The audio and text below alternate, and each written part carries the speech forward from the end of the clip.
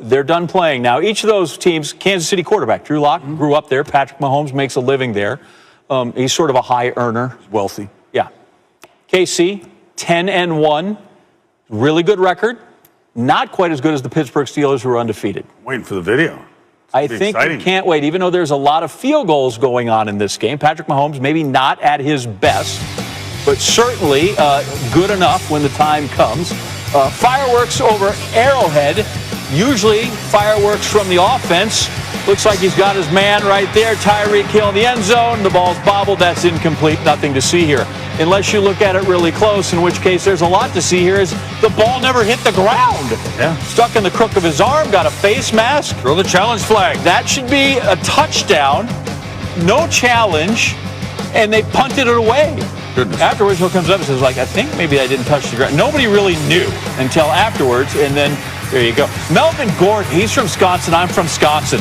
65-yard run. They get him out down there in the red zone. Later in the drive, 2nd and goal. Where's my boy Drew Lock? Lee's Summit Mo. University of Missouri, Tim Patrick, 5-yard touchdown. And the Broncos, 10-3 on the road. Haven't won there in forever, but trying to get things right. 7 seconds to go to the half. Chiefs down 10-6. What do you got, Andy Reid? Mahomes in the red zone. They've gone 6 straight trips at this point to the red zone without scoring a touchdown. Another field goal. It's 10-9 and a half. 3 field goals by Harrison. Third quarter, Chiefs in the red zone again. Mahomes. Down you go.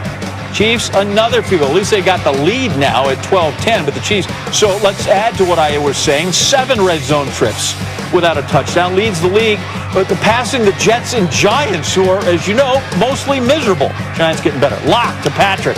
Touchdown. At first, they said, maybe not. They looked at it. They talked it over, and the ref said, yes, touchdown, because if you catch it and both feet are in bounds, then that's a catch, and it's a touchdown. Broncos go for 2, didn't get it. 16-12. Mahomes. 20-yard pass. Travis Kelce's got it at the 5 and powers his way in there. Chiefs up 19-16. Kelce, 27th 100-yard receiving game. He's also the first tight end to go over 1,000 yards in a season 5 times. Mahomes deep, finds Hill, hauls that thing in, and then he stops short of the goal line. And then he flips it in. You don't get extra points for that. Sometimes, you multiply the points by the degree of difficulty. That's not here. That's just gymnastics, and then the play is called back for holding on the offense. Yeah, so all that for nothing. Broncos got it, 3rd and 3. Lock. KJ Hamler's got it. He does not have it. Broncos give the ball back to the Chefs. 2 minutes to go. Chiefs up 19-16, 3rd and 12. Mahomes. He's going. That's not really how you would throw, right? He's rolling the opposite way that you'd think for a right-handed guy. You can do it whichever way. All right. Harrison Butker is going to, he'll get the first down, so Butker's going to come out, kick a field goal. It's a 6-point lead. Drew Lock, you got any heroics left? Deep in his end, basically, and that's picked off. Tyrann Mathieu, LSU pride. Chiefs are going to win it 22-16. 11-1 now for the current reigning Super Bowl champs.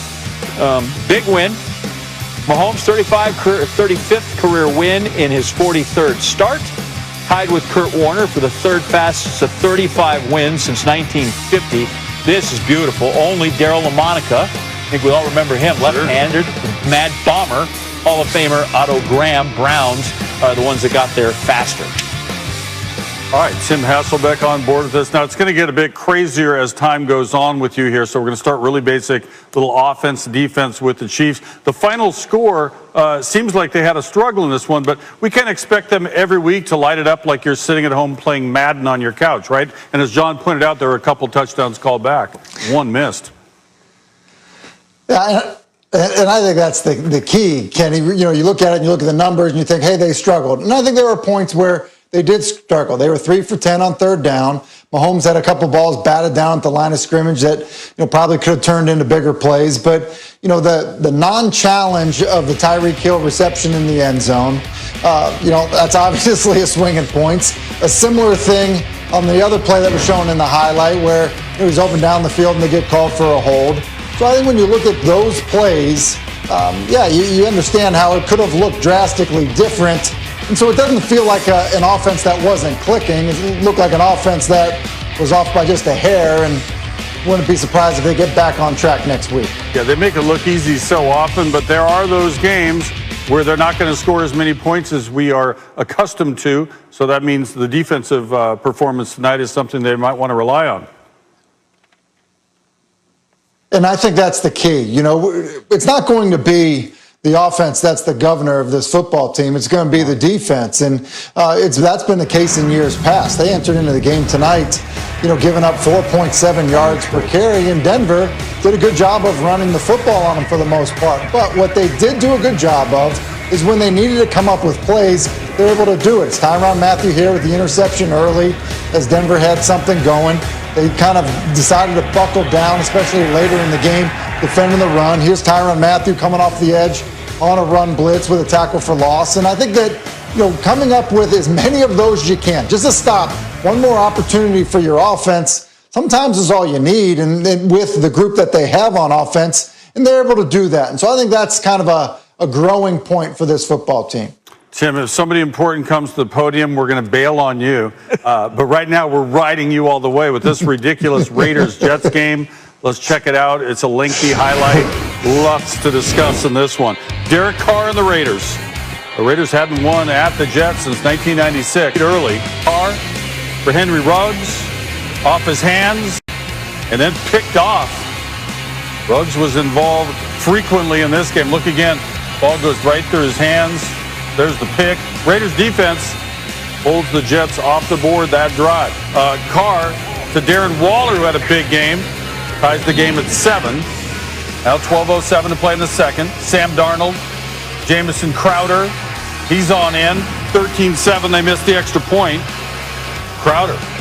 Bunch of people right there, but he sits down in the hole, gets himself a score. All right, 3:13 to go. 13-10 Jets. Darnold. Picked by Trayvon Mullen. Mullen pins the ball to his hip. Playing that good D. Reaches across, grabs it one hand, got himself a pick. Here come the Raiders. Carr. Back to Waller. Big block of a man. 36 yards. Got some moves, too. Waller, the first tight end since 2015 with 100 yards and 2 touchdowns in the first half. Raiders up 17-13 at the half. All right, fourth quarter, 10:30 to play. Jets are down 24-13. First and goal. Darnold, the fake, smashes his way through. They make the 2, so they trail 24-21. Here comes Carr and the Raiders. For Ruggs. Has the ball, and then he doesn't. Knocked away by Guidry. Marcus May recovers. Big play by Guidry to force the turnover. Jets take over possession.